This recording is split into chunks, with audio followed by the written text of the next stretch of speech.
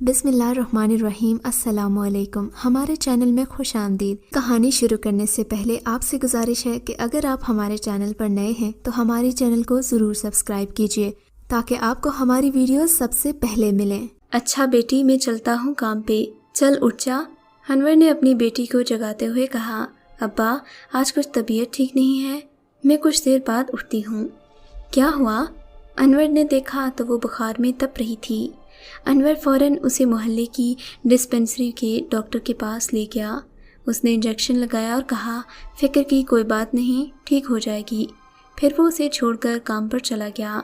वहाँ भी उसका काम में दिल नहीं लग रहा था। वो बस बुशरा के बारे में ही सोच रहा था कि कैसी होगी, कुछ खाया होगा या नहीं। अगर रोज़ की मजदूरी की फ़िक्र ना होती तो वो कभी काम पर ना जाता, मगर अगर काम वक्त पर ना किया जाए तो रात के खाने का क्या होता। बुशरा को पढ़ने का बहुत शौक़ था और इसी शौक़ के मद्देनज़र अनवर ने उसे सरकारी स्कूल में दाखिल करवा दिया था। उसकी मास्टरनी से बात करके उसकी फ़ीस भी मुआफ़ कर दी थी। हर बाप की तरह बुशरा भी उसकी ज़िंदगी थी। अनवर एक बहुत ही गरीब मज़दूर था। गुर्बत की वजह से उसने एक ठेकेदार से बात कर दी थी ताकि उसे मुस्तकिल काम मिलता रहे और उसके भी जो काम होंगे वो उसमें मजदूरी करेगा। एक दिन अचानक अनवर की बीवी अपने खालिक हकीकी से जा मिली। अनवर ने बहुत हौसले से काम किया।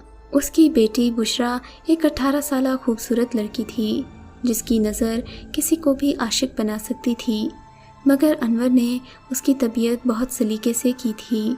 बुशरा अब जवान हो चुकी थी और अनवर को उसकी शादी की फ़िक्र थी। वो इसी फ़िराक में था कि किसी तरह कुछ पैसे जोड़े ताकि बुशरा की शादी में काम आ सकें, मगर कोई राह नज़र नहीं आती थी। डॉक्टर की दवा काफ़ी अक्सीर थी। बुशरा शाम तक भली चंगी हो गई थी। अगले रोज़ नाश्ता करके अनवर ने खाने का डब्बा लिया और काम पर निकल गया। उस दिन सुपरवाइज़र नहीं आया था, इसलिए फोरमैन ने कहा, आज सबको लगे बंधे पैसे मिलेंगे, कल सुपरवाइज़र साहब आएंगे तो सबका हिसाब होगा। अनवर परेशान हो गया क्योंकि आज तो अपनी दिहाड़ी के अलावा सुपरवाइज़र से 1000 रुपये एडवांस मांगने वाला था, क्योंकि उसे बुशरा के इम्तिहान की फ़ीस अदा करनी थी। वो काफ़ी टेंशन में लग रहा था। उससे सही काम भी नहीं हो रहा था। उस दिन अनवर काम कर रहा था कि अचानक उसका पैर फिसला और वो ईंटों समेत सीढ़ियों पर गिरा, मगर उसे अचानक महसूस हुआ जैसे किसी ने उसे थाम लिया हो। ना ईंटें गिरी, ना ही उसे कुछ चोट लगी। उसने खुदा का शुक्र अदा किया और काम पर लग गया। याकूब भाई, वो तुमसे एक काम था। बोलो भाई। वो भी अनवर के साथ ही काम करता था। वो मुझे कल के लिए 1000 रुपये चाहिए। अनवर बोला, अरे भाई, क्या बात करते हो?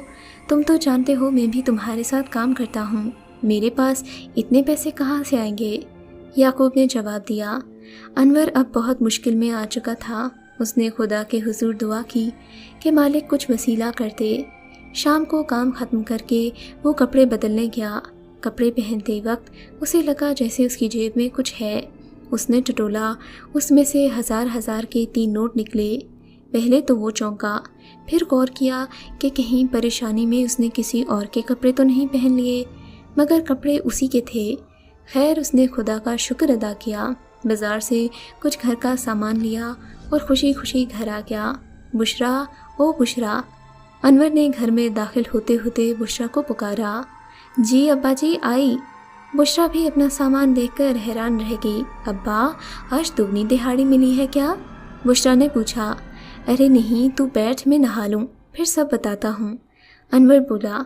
अनवर ने उस दिन की पूरी बात बुशरा को बताई और अलग से उसे उसकी फ़ीस के 1000 रुपये भी दिए। बुशरा ने खुदा का शुक्र अदा किया और खाना बनाने चली गई। जवाद काफ़ी खूबसूरत नौजवान था। लंबा कद, भूरी आँखें, गहरे बाल और ऊपर से उसका वर्जिशी बदन उसकी खूबसूरती को 4 चांद लगा देता। जवाद भी उसी जगह काम करता था जहाँ अनवर काम करता। काफ़ी मेहनती नौजवान था, कभी किसी काम से मना नहीं किया। सबसे बड़ी बात, ईमानदारी और नमाजी बंदा था। वो अनवर के घर से कुछ ही फासले पर रहता था। अक्सर सुबह काम पर जाते हुए अनवर की जवाद से मुलाकात हो जाती। ایک روز جواد نیچے کام کر رہا تھا کہ اوپر سے سامان والی لفٹ کی زنجیر ٹوٹ گئی۔ وہ تیزی سے نیچے آنے لگی، اس سے پہلے کہ وہ جواد کو کچل دیتی۔ اسے ایسا محسوس ہوا جیسے کسی نے اسے کھینچ لیا ہو۔ ادھر یعقوب کھڑا تھا۔ بھائی کیا کر رہے ہو؟ وہ تو اچھا ہوا کہ تم بھاگ کر یہاں آ گئے، ورنہ کیا ہوتا تمہارا، یہ تو اللہ ہی بہتر جانتا ہے۔ جواد نے سوچا میں کب بھاگا، مجھے تو کسی نے کھینچا۔ خیر اس کی جان بچ جائے یہ خدا کا شکر ادا کرنے والی بات تھی۔ اس کے بعد وہ کام پر لگ گیا۔ اس دن انور اپنے کھانے کا ڈبہ گھر پر ہی بھول گیا۔ بشریٰ نے دیکھا تو فکر مند ہو گئی کہ ابا کھائیں گے کیا۔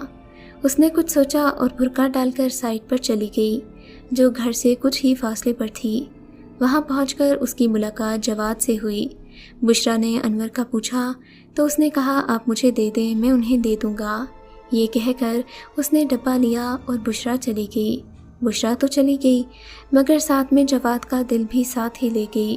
اسے بشریٰ پہلی نظر میں بھا گئی۔ اب وہ روز انور کے گھر کے باہر کھڑا رہتا کہ شاید بشریٰ کی ایک جھلک دیکھنے کو مل جائے۔ پھر ایک دن سائٹ پر انور کی کچھ طبیعت خراب ہو گئی۔ جواد اسے دواخانے لے گیا، پھر اس کے گھر چھوڑا۔ بشریٰ نے پریشان ہو کر پوچھا کہ کیا ہوا؟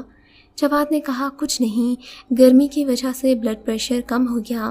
اس نے بشریٰ کو غور سے دیکھا، وہ واقعی بہت خوبصورت تھی۔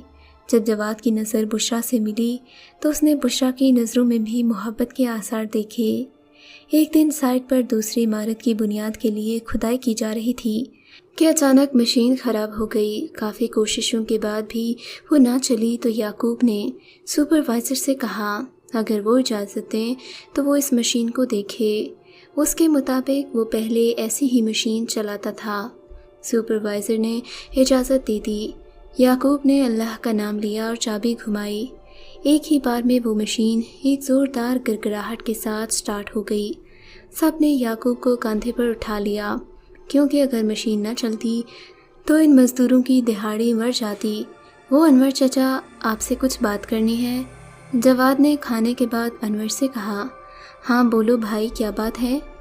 وہ چچا بات وہ ایسا ہے کہ ارے بھائی ہچکچا کیوں رہے ہو، کہو جو کچھ کہنا ہے۔